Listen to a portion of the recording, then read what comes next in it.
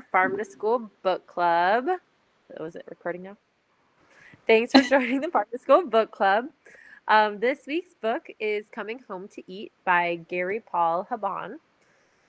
So this book, the overview of it, Gary takes us through the 4 seasons, spring, summer, fall, and winter, each section of his book.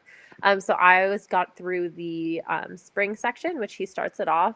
He says spring, the cruelest months, because they're like low on their supplies. They have to like sow everything and hope for the rains to come. So overview, Gary takes us through these seasons, and he's actually gardening in an Arizona desert. So Gary and his family for a year are trying to eat like absolutely locally. So within a 250-mile radius. Anything else, like they can't eat or they have to throw it out. So they have to do this for 1 year. And throughout the book, he discusses the challenges he goes through, the politics behind food, and being able to even eat locally, as that's kind of like a privilege, you know. Right. And the joys of being, the joys of eating local and like scavenging and his experience with it. Cool. So he starts off by telling us the rules of his experiment, which he talks about how he like struggled to really define the rules. And then he decided that he was going to define the rules around a quote that is, live each season as it passes, breathe the air, drink the drink, taste the fruit, and resign yourself to the influences of each. And so that's his quote. And that is, as so long that fruit, drink, and food are within the 250-mile radius. So he starts us off, he's sowing his seeds, he's changing the soil, he's talking about the earthy smells, and he starts to go through his pantry. And so throughout this, I'll start our question 1. Gary brings us nutritional ecology, is what he calls it. And so the definition of nutritional ecology is an interdisciplinary study of science which examines all components of the food chain and evaluates their effects from 4 main points of view. 1 being the human health, 2 the environment, 3 society, and 4 the economy. The components of the food chain and those involved in the process of the food production and consumption. So kind of the holistic way of looking at a completed food cycle. So he forces his family to talk about nutritional ecology for their meals and why they're throwing things out of their pantry. So how as individuals and family, especially like during this time, can we be more aware of nutritional ecology or why? I mean, I love that whole quote. You know, I like love all those aspects, learning about it. But yeah, right now I think we have more time to pay attention to some of this stuff. I think it was interesting to me that he's in Arizona while he does this. So I'd love to hear more about that. And just because we're so lucky out here with what we have, like for me to hear that spring is the cruelest month was like weird to me, because spring should be like when everything starts going off. So yeah, we're lucky here, and because we can grow everything here, we have a lot of local companies. So we're gonna have a lot more advantages than someone in Arizona. Mm-hmm. I think to me that means eating what's in season. That's what I hear, and Yeah. it's so easy for us to do in the community we live in, right? Because we're so fortunate to grow so many different types of produce. I think, though, I know that there was a time in my life when I didn't have any concept of seasons outside of strawberry season. Like if you grow up in Ventura County, everybody knows strawberry season, but beyond that, I just thought food probably grew year round. And I don't think I started to really have an awareness of it until you taste like a good tomato versus a bad tomato. Mm-hmm. When you taste, you know, a good apple versus a bad apple. When you start to notice that and I was probably like, not like in my late 20s before I even like was aware that food tasted differently. I probably, when I was younger, when I was in high school, I probably thought all tomatoes tasted the exact same. Yeah. And so I think that when you eat things that are in season, and that's why I, think the farm to school program is so important. It's that we're teaching that you enjoy eating those foods more. And there's just something so special about that, about things that are local in season. It's like they're meant for us to eat them, and they're nourishing our bodies better. Yeah. I guess that's what I'm really curious how his kids did with like throwing out all the. He has children, right? Yes, so he threw out the Fruit Loops and it did not go over well. Well, and the kids are like mad because he's having them eat like mesquite. So like he's having them eat like tree bark pudding and like I all don't know about this that. he's like foraging in Arizona, which is already like very dense, like weird thing. So the kids so far are just kind of like beside themselves as to like, why do I have to do this if you have to do this? Yeah. And so that's like the first section that I got through was a lot of it. He talked about like the new recipes he'd been introducing and how like neighbors would come over and like not like they'd eat before they came because they didn't want to try his like weird recipes with like whatever he'd foraged, which is all edible and very nutritious, but like people don't eat it because there's different options now.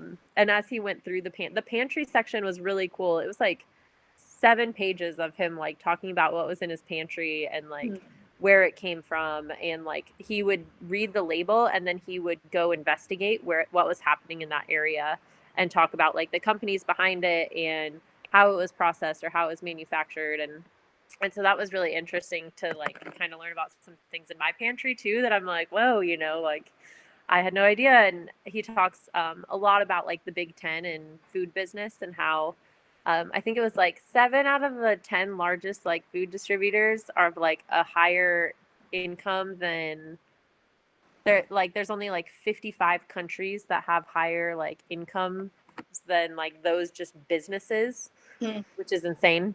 Yeah.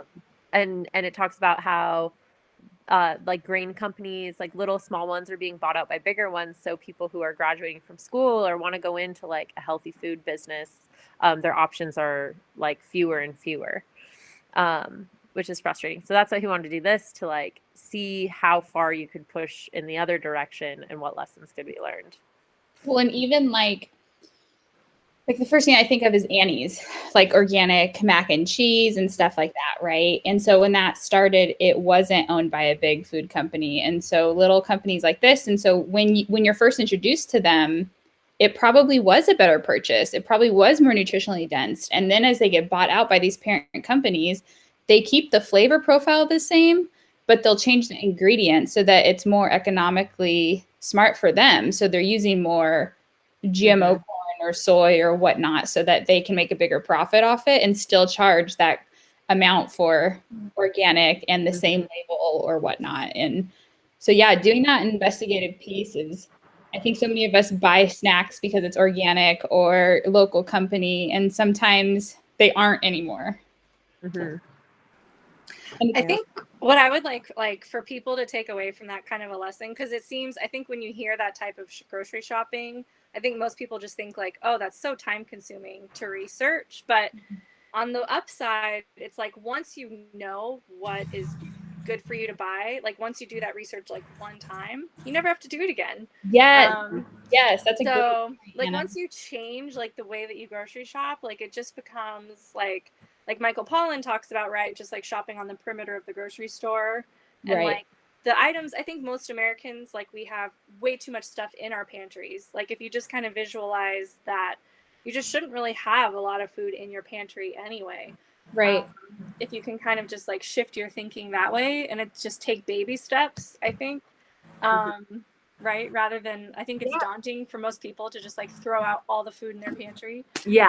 But to like make swaps, like one step at a time, swap out the mac and cheese for something else, Yeah, Mark Hyman, the doctor that I like love to follow, the functional medicine doctor. So they did some studies on, we often hear that people are saying it's too expensive to like buy the local ingredients or the organic ingredients that are sold in our communities. So we're going to buy the highly processed food. So they did a study that broke down the price difference once you pay for doctor's appointments and diabetes medication and heart disease medication and blood thinners and all this stuff, that it really only costs 50 cents more a day to eat local, organic, nourishing foods. And to me, like that, like to be able to put that price point on there, like 50 Right. people can afford, right? So, Right. I don't know. It's an investment in your health, you know? Exactly. Mhm. Exactly. Absolutely. So, and then Gary talks about taste and that spawned from throwing the Fruit Loops out because his kid was mad. And so he talks about, like, okay, well, there's like things that you can do that are homemade. And then he goes on to talk about like how homemade so often are like, country style cooking, things like that. It's a lot of processed foods pushed together to taste like something that's like homemade and scrumptious, right? So he talks about how over time his homemade taste has turned into something that tastes like the earth. And when he tastes something like grainy and gritty and rich, like that tastes homemade to him. So I was curious what homemade tastes like to you guys. That's interesting. I mean, with those Fruit Loops, right? Like Americans have become accustomed to super highly, like lots of sugar and lots of fat. And so a lot of these foods all taste the same. And that's what your body gets addicted to and wants to keep eating. And usually what we find is when people switch out of that and start actually eating real foods, when they go back to eating fast food a month later, like their body will physically get sick. So I think to me, like homemade tastes like unique and it tastes, what did I say? I said it didn't leave like a mouth feel because to me, like when I make something from scratch, I'm not having that like coating in my mouth. Like that's immediately what I think of with like processed food or Fruit Loops or stuff like that is that feeling. But it's also something where I feel good afterwards. Like homemade, like I get done with the meal and I feel full, but I feel still like ready to, like I could go do something, like I could go for a walk right away. I don't need to take a 30 to hour long break because I just stuff myself to the gills with something that's pumped full with sugar and fat. So to me, like I still feel good after I eat it, but feel full at the same time, is usually like that makes me feel good about a homemade meal. Mm-hmm. I agree. I think, and again, it's something that probably took me until I was late in life, I think, to really value like what good homemade cooking is versus things that are processed. But I know that now when I do eat processed food, I like feel the difference immediately after the first bite. Like a week ago, we ordered takeout from a restaurant. I won't say which one. But as soon as I started eating my dinner, I could just like taste salt and sodium, so much of it. And I mean, I was like, oh, this is totally a processed meal. I was like, there's no way they made this from scratch. Like I was like, this is absolutely something that they purchased from Cisco, probably frozen, and just like reheated it and are serving it because, some restaurants do that. So, and the difference when you're eating a quality meal that's made from scratch. You feel better. I agree with Allie. Like it's really just about how you feel. And taste wise, absolutely. Like usually when I think of processed food, I think of sodium and salt. So much of it. Yeah. Absolutely. Oh, I like that. And so back to Arizona. So because Gary and his family live in a desert, the grocery store has many items that are not local to Arizona. What could a desert region do to produce more local foods without like significantly affecting the water supply and things like that? Hydroponics, right? That's the way to go. Hydroponics. Yeah. So we've taken students on there. There's one really cool, actually, there's a few hydroponic farms in Ventura County, but hydroponics is growing food with just like concentrated amounts of water, and they put the water like right into the root versus spraying it far and wide with a big sprinkler system. So they use a lot less water, and they grow like in a small container with like a soil medium or a mixed medium. Anna can explain all that better, but like hydroponics uses a lot less water. What else? Mulching, right? Which is what we do in our gardens. So we use mulch to preserve and contain a lot of the water so it doesn't evaporate. Um, Using drip irrigation systems instead of sprinkler systems conserves water. And eating foods in season in Arizona, I think. I mean, I think there are some things you just can't grow in certain climates. Like we don't grow bananas really in California. Right. And so I think you also just have to just get much more in tune with what is possible to grow in your region. Mm-hmm.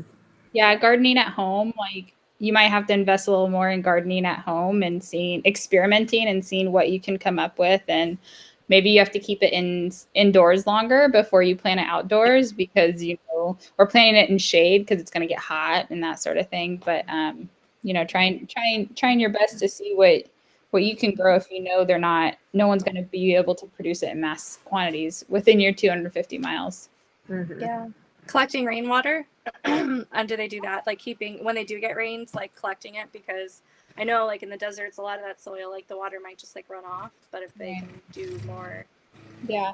And we have students who like have started rain barrel projects because they want to collect water as well, which I think is awesome. That's awesome. Yeah. Love it. Aw, you guys. That was Coming great. home to eat. Coming he sounds home like the dad of the year. He is something else. The kids should write a book after this year. Like the kids should write a book after. It's like the sequel of like what they experience and how they feel, because it'd be awesome to get their perspective on this. I agree. I completely agree. It'd be so cool to hear the story from the kids' perspective. Definitely. Yeah. The year my dad went crazy. Yeah, exactly. Right? Like forced to come home to eat. Yeah. Would be the title. Forced. What did you say? Tree bark pudding? Like that's a little too far. That's way too far. I mean, it's funny, like reading that and hearing, like when I first heard about what this book's about, like I just assumed it would be somewhere that was like super fertile, like like yeah. And so then I was like, oh no, Arizona, like. It's not that I don't like Arizona, but like that's one of the reasons I wouldn't move there, is because I want to be able to have access to this kind of stuff. And we live in the mecca of food here, so yeah, we're very spoiled. Very lucky. Yeah, well, very lucky. Yes. Yeah. Check it out. Well, thanks, you guys, and join us that was next time. Happy Thursday. Adios. Bye. Bye. Okay.